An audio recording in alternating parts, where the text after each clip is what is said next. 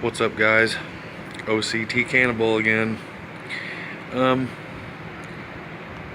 went to the Fireworks Superstore in Hannibal today, and I'm gonna do my part 4 video tomorrow. I'm busy tonight, but this is the stuff my girlfriend picked up for her daughter today from there.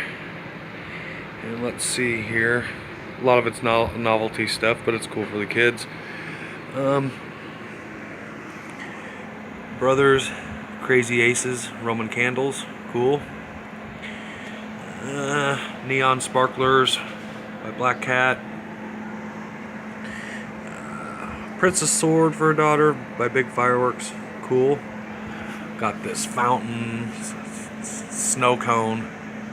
It doesn't have a brand on it, but I'm sure it's made by somebody. Anyway, got these these smoke. We got a purple smoke, pink smoke, blue smoke. These tracer sticks. You light them and you throw them. Got a fountain by Winda Dream Flower. 2 of these Dominator Big Bees. Spin. 2 parachutes by Boomer. Whoops. Pooping Elephant. 2 of these monkey barrels. Monkey Business by Paro Predator. This climbing panda.